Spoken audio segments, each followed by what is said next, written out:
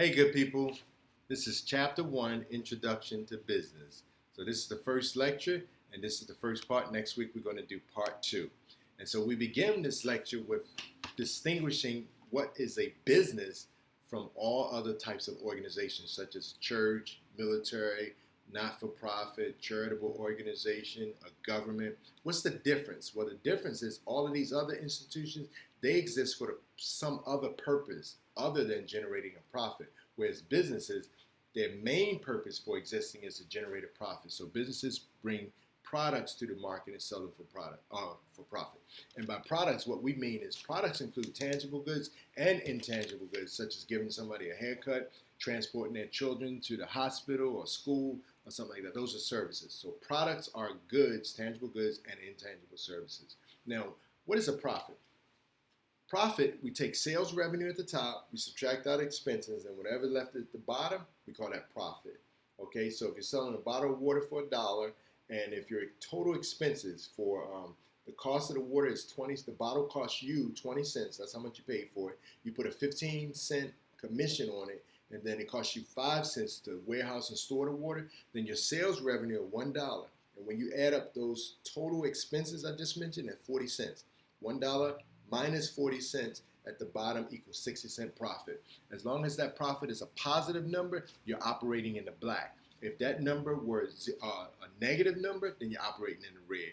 So if your bottle of water costs $1, but your expenses are $1.05, then your profit is minus 5 cents and you're operating in the red. And businesses need to operate in the black in order to survive.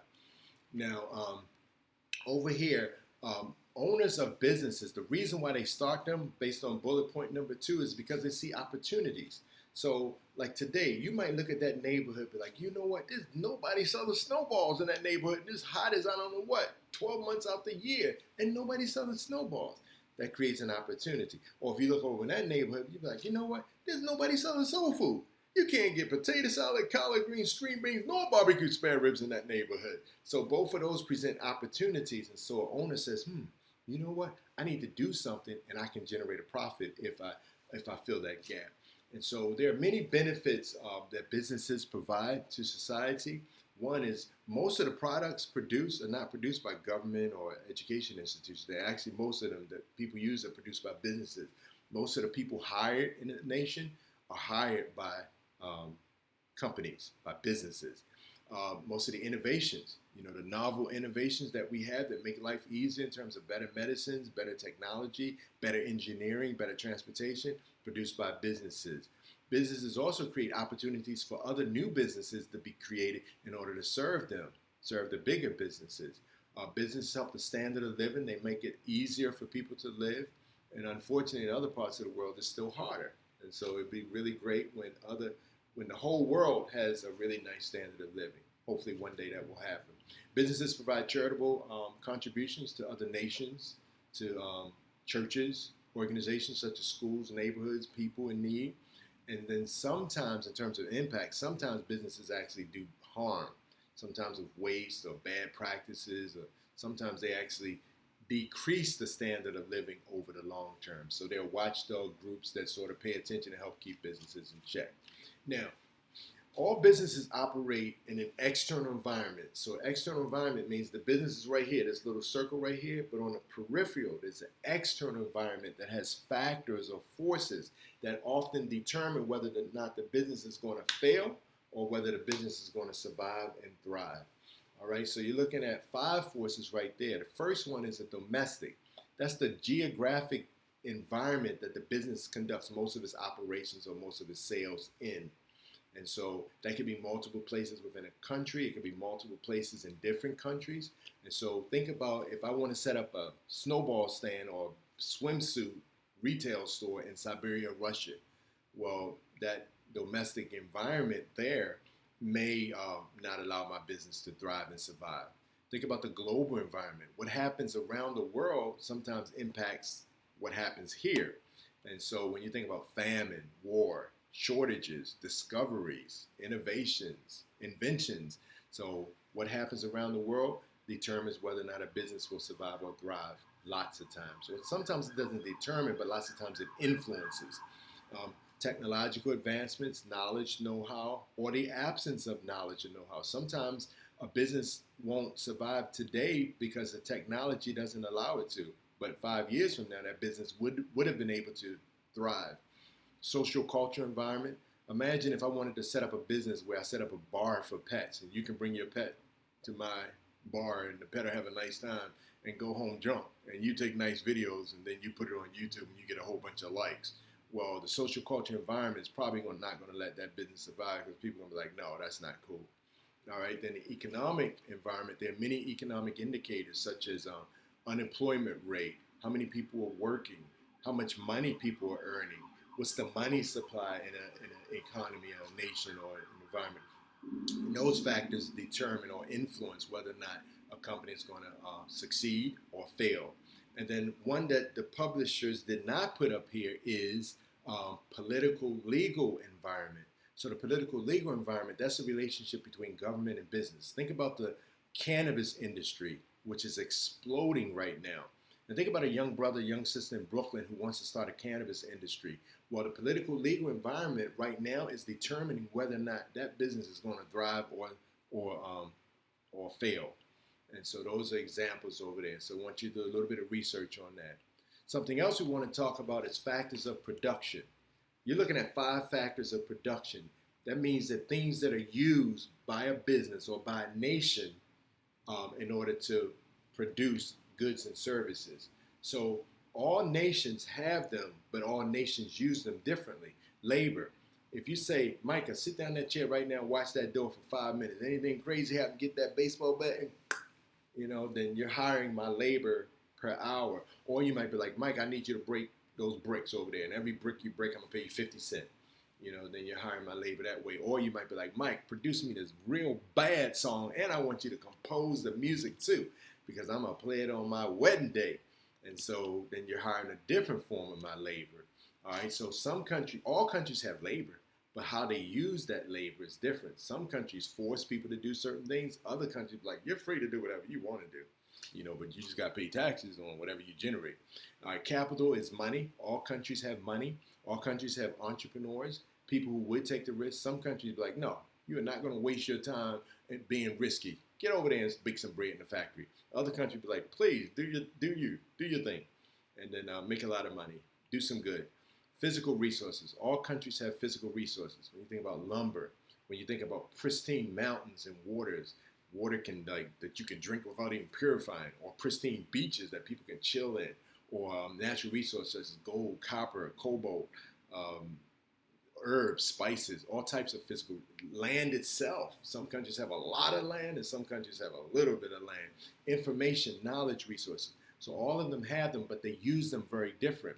So on an extreme, we have capitalism, and on the opposite extreme, we have communism. There's no pure communistic country. There's no pure capitalistic country. Every country is somewhere in the middle, but some countries are close over here, and some countries are close over there, and some are close in the middle. In a capitalist society, the factors of production are owned and controlled by the individuals in a pure capitalist society. In a pure communist society, the factors of production are owned and controlled by government. So in a pure communist society, the government tells everybody where to work. The government says where the money's going to go, how the physical resources are going to be used, and so forth. In a pure capitalist society, the government doesn't own anything, and they just let people do what they want. And they believe that laws of supply and demand are going to make it where it's best to leave it off because you'll get the most. So the United States, I want y'all to do a little bit of research. Find out, where is the United States? You already know the United States. Where's China? Where's North Korea? Where's Vietnam, Laos, Cuba?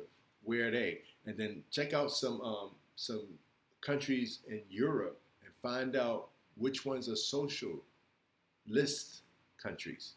And then I'm going to get you to do an assignment. And the real assignment is socialism bad? I want you to answer that question based on your research and not based on your sound bites from watching some of those news media organizations. Okay, supply and demand. I want y'all to research and make sure you understand that those are different forces. So the law of demand says that as prices go up, people will not want to buy more and more products. As prices drop down, people will demand to buy more products. So think about your mobile phone. If the price of mobile phones go up to $5,000, then people are going to buy a lower quantity of mobile phones. If the price of mobile phones drop down to $50, people will buy a higher quantity. That's the law of demand. Law of supply says that sellers, if the price of phones go up to $5,000, you're going to get people selling bacon today. They're going to stop selling bacon. They're actually going to sell smartphones. They're going to invest in there because $5,000 they can make a lot of money. So the number of suppliers who are willing to bring smartphones to the market is greater as the prices go up. But as the price drops down to $50, some of the people selling phones right now, some of the companies, they're like, I ain't even going to the market.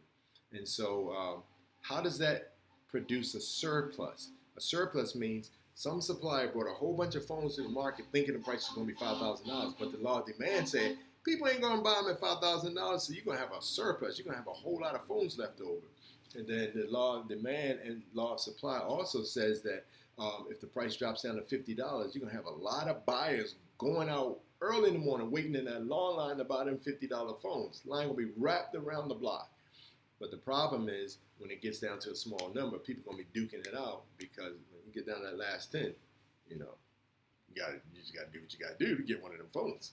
So that's the laws of demand and the law of supply. I want you to know how they interact. Check out some videos and make sure you understand that. Last thing we want to talk about is competition. There are 4 different types of competition. Perfect means that there's a whole lot of sellers, and what they sell is the same. It's like their tomatoes ain't no different than anybody else's tomato. Or think about bottles of water. Their bottle of water is different than nobody else's bottle of water. So therefore, no one seller influences all of the competition in that industry. Monopolistic competition means that there's a lot, but there's not a lot like in perfect competition. And so think of some of the designers. So think about like Prada sunglasses versus Ray-Ban sunglasses. Prada going to put that little twirl on that band, and that's going to differentiate it from the competition. And that's how they influence competition. So Prada is going to outcompete the companies in its industry by its little extra design. Or Louis Vuitton going to put that little symbol on the bag, and next thing you know, people are going to pay like thousands of dollars for that thing. Oligopolies. So they compete. There's a small number of sellers in oligopolies. So think about automotive manufacturers, think about airplane manufacturers, think about gas stations. So like, look at gas stations. If Mobil is selling gas for $3 and then BP decides to drop its price to $2.50, Mobil must drop its price down to $2.50 because any one company in an oligopoly, they can influence competition. They can actually have pressure on what other companies in the oligopoly do. Monopoly, in terms of competition, monopoly, they didn't kill competition a long time ago. They ain't nobody standing. They the last one standing. So therefore, they can abuse the market. They can drop down quality and customer service while at the same time increasing price. So they have a lot of influence. So that's it, y'all. Part 1, chapter 1. So go through, understand all of these topics, read the slides, and you're going to be all good, okay? And we're going to do part 2 next week. Thank y'all very much, and we will talk to you soon. Next week, we're going to talk about economic indicators. Bye.